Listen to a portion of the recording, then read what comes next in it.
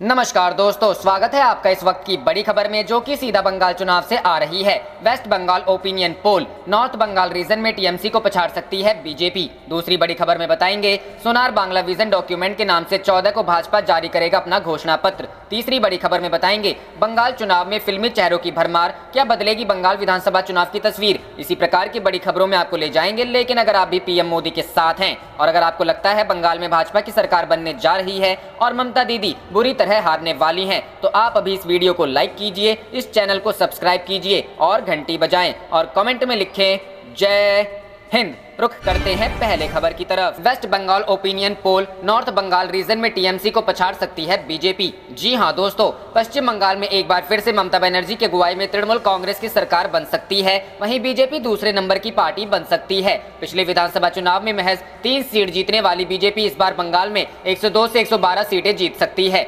ABP news CNX के सर्वे में ये बात सामने आई है। सर्वे में न सिर्फ बीजेपी की सीटों और वोट शेयर में इजाफा होता दिख रहा है, बल्कि बंगाल का एक रीजन ऐसा भी है जहां वो टीएमसी को पछाड़ सकती है। ये नॉर्थ बंगाल का रीजन है, जहां विधानसभा की कुल 56 सीटें हैं। इस रीजन में बीजेपी 29 से 35 सीटें जीत सकती है। वहीं नॉर्थ बंगाल रीजन में ममता बनर्जी की पार्टी टीएमसी को 12 से 18 सीटें मिल सकती है। इस रीजन को छोड़कर बाकी तीनों रीजन में टीएमसी नंबर 1 पर रह सकती है। नॉर्थ बंगाल कुल 56 सीटें, नॉर्थ बंगाल में टीएमसी को 12 से 18 सीटें मिल सकती है। इस क्षेत्र में बीजेपी टीएमसी से आगे निकलती दिखाई दे रही है। बीजेपी को नॉर्थ बंगाल में 29 से 35 सीटें मिल सकती है। लेफ्ट कांग्रेस वाले महागठबंधन को 5 से 9 सीटों पर संतोष करना पड़ेगा। अन्य के खाते में 1 से 3 सीटें जा सकती हैं। साउथ ईस्ट बंगाल कुल 84 सीटें, साउथ ईस्ट बंगाल में विधानसभा की कुल 84 सीटें हैं। सर्वे के आंकड़ों के मुताबिक यहां टीएमसी बाजी मारती दिखाई दे रही है। तृणमूल कांग्रेस को 56 से 60 सीटें मिल सकती हैं। बीजेपी को 7 से 13 सीटें मिल सकती हैं। लेफ्ट कांग्रेस गठबंधन को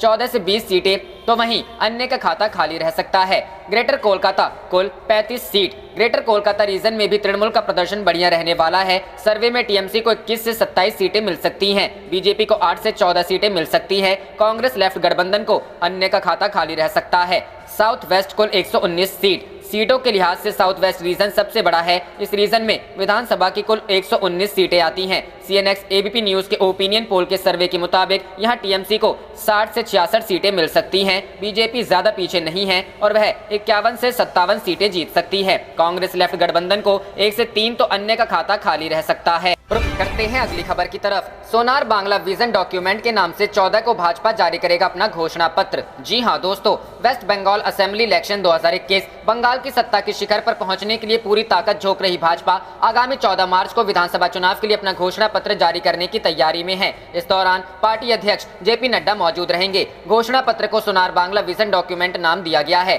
मंगलवार को प्रदेश भाजपा नेताओं से मिली जानकारी के मुताबिक कुछ दिनों पहले राज्य भर के लोगों से सोनार बांग्ला कैसे बनेगा इस पर सुझाव मांगने का अभियान शुरू हुआ था, जिसमें 2 करोड़ लोगों से सलाह लेने का लक्ष्य निर्धारित किया गया था। लगातार प्रचार को बंगाल आ रहे भाजपा की बंगाल इकाई की प्रभारी और राष्ट्रीय महासचिव कैलाश विजयवर्गीय ने मंगलवार को कहा कि 14 मार्च को सोनार बांग्ला का विजन डॉक्यूमेंट जेपी नड्डा जारी कर सकते हैं। यह भाजपा का चुनावी घोषणा पत्र होगा, जिसमें बंगाल के सांस्कृतिक, आर्थिक, सामाजिक और हर एक पहलू से विकास की रूपरेखा पेश की जाएगी। बंगाल विधानसभा चुनाव को लेकर भाजपा शीर्ष नेतृत्व काफी गंभीर है और पूरी ताकत लगा रखी है। पीएम नरेंद्र मोदी से लेकर केंद्रीय गृह मंत्री अमित शाह, भाजपा अध्यक्ष जेपी नड्डा और पार्टी के कई अन्य केंद्रीय नेता लगातार चुनाव प्रचार के लिए बंगाल का दौरा कर रहे हैं। पीएम मोदी की ब्रिगेड रैली की वजह से पिछले सप्ताह केंद्रीय गृह मंत्री अमित शाह का दौरा टल गया था। अब खबर है कि इसी सप्ताह या फिर अगले सप्ताह पीएम की पुरुलिया में सभा से पहले शाह बंगाल के 2 दिवसीय दौरे पर आ सकते हैं। हालांकि अभी यह तय नहीं है कि वह किस तारीख को आएंगे, पर कहा जा रहा है कि आगामी 1-2 दिनों में उनके कार्यक्रम का दिन व समय तय हो सकता है। बताते चले कि आगामी सप्ताह 18 मार्च को प्रधानमंत्री मोदी की पुरुलिया में सभा होने की बात है। इसके 2 दिन बाद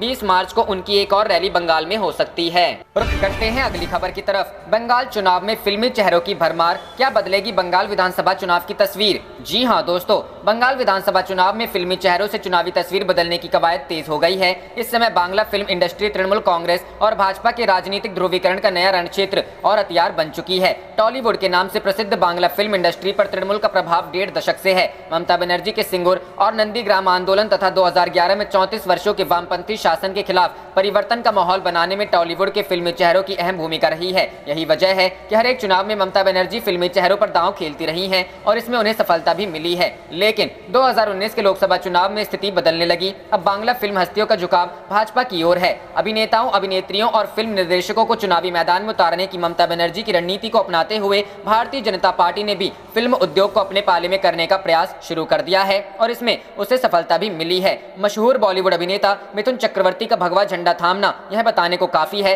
कि बंगाल के फिल्म जगत में परिवर्तन होने लगा है। एक समय नक्सल आंदोलन और वामपंथ के समर्थक होने के बाद तृणमूल कांग्रेस के राज्यसभा सदस्य रहे मिथुन का भारतीय जनता पार्टी में आना बहुत कुछ बयां करता है। बंगाल में फिल्म, संस्कृति, साहित्य जगत पर शुरू से वामपंथी विचारधारा छावी थी, लेकिन वर्ष 2006 के बाद स्थिति बदलने लगी और तृणमूल प्रमुख ममता बनर्जी ने फिल्म जगत के लोगों को अपने साथ जोड़कर वामपंथी शासन को उखाड़ फेंकने के लिए परिवर्तन की मांग करने वाला चेहरा बना दिया। रुख करते हैं अगली खबर की तरफ। भाजपा नेता शुवेंदु अधिकारी ने साधा ममता पर निशाना, कहा बंगाल की बेटी नहीं, घुसपैठियों व रोहिंग्याओं की मौसी। जी हां दोस्तों, नंदीग्राम से मुख्यमंत्री व तृणमूल कांग्रेस सुप्रीमो ममता बनर्जी के खिलाफ चुनाव लड़ रहे भाजपा नेता शुवेंदु अधिकारी ने उन्हें बंगाल की बेटी के बदले घुसपैठियों व रोहिंग्याओं की मौसी करार दिया है। रविवार को ब्रिगेड रैली में अपने संबोधन में शुवेंदु ने कहा, तृणमूल और वामो कांग्रेस गठबंधन दोनों तुष्टीकरण की राजनीति के जरिए बंगाल को बांटना चाहते हैं। अगर तृणमूल फिर से सत्ता में आई तो बंगाल कश्मीर बन जाएगा। कश्मीर के पंडितों के साथ जो हुआ वही यहाँ के लोगों के साथ होगा।